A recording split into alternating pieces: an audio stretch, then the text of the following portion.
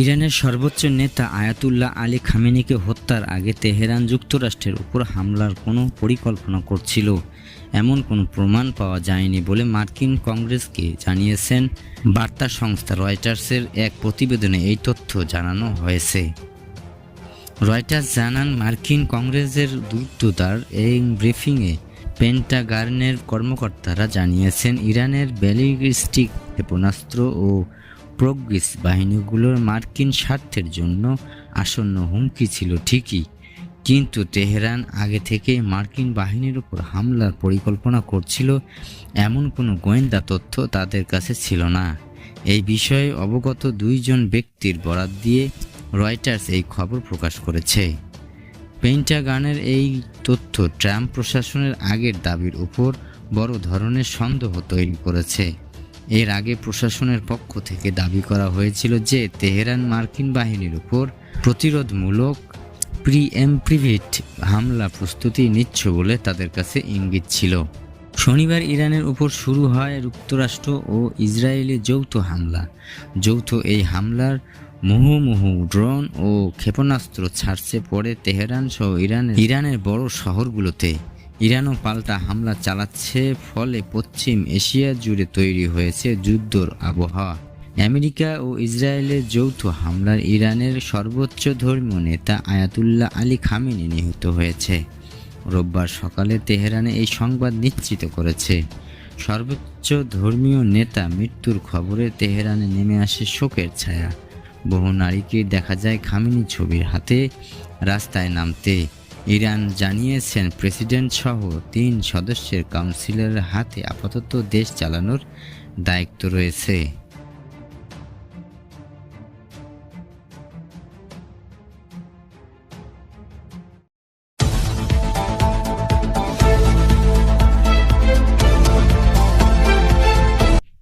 জুলাই জাতীয় সনদের প্রতি সম্মান দেখিয়ে জাতীয় সংসদের ডেপুটি স্পিকার ঠিক করার জন্য প্রধান বিরোধী দল বাংলাদেশের জামায়াতে ইসলামকে সরকারের পক্ষ থেকে মৌখিক ও সাক্ষাতের জন্য বলা হয়েছে বলে জানিয়েছেন স্বরাষ্ট্রমন্ত্রী ও বিএনপির স্থায়ী কমিটির সদস্য সালাউদ্দিন আহমেদ।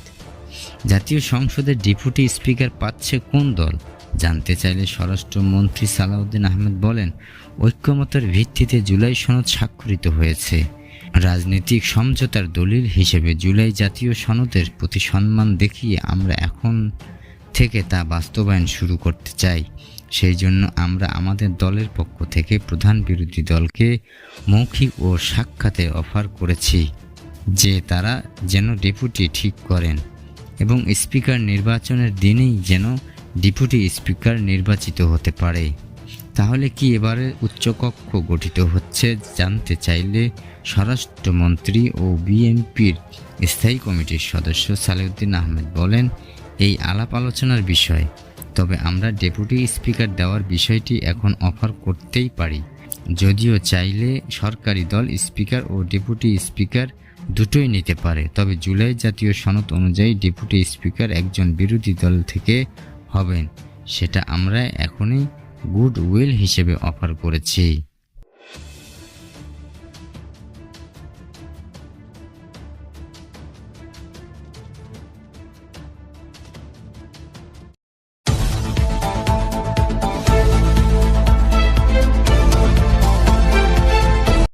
সৌদি আরবের রাষ্ট্রায়ত্ত তেল কোম্পানি সৌদি আরামকোর অধীন রাস তনুরা নামের একটি তেল শোষণাগারে হামলা চালিয়েছে ইরান।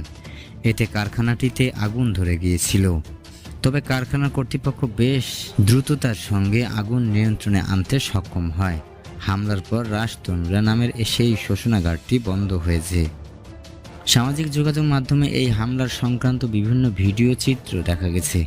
কয়েকটি চিত্রে দূর থেকে দেখা গেছে রাজতনুরা থেকে বড় ধোঁয়ার কুণ্ডলী উঠছে।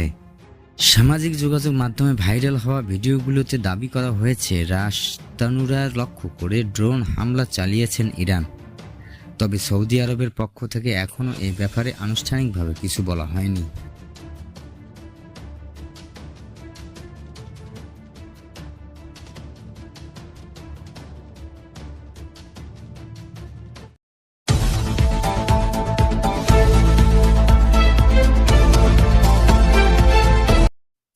বেসামরিক বিমান পরিবহন ও পর্যটন প্রতিমন্ত্রী এম রশিদুজ্জামান মিল্লাত বলেছেন, ইরান ইসরায়েলের পরিস্থিতি প্রেক্ষাপটে মধ্যপ্রাচ্যের বিভিন্ন রুটে স্থগিত হওয়া ফ্লাইটগুলো রিশিডিউল করে যাত্রীদের পর্যাপ্ত সময় দেওয়া হবে।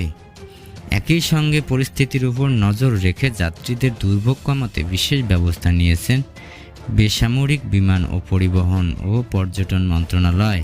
তিনি বলেন, গতকাল স্থগিত হওয়া ফ্লাইটগুলোর রিশিডিউলের সময় পরিবর্তন করা হয়েছে।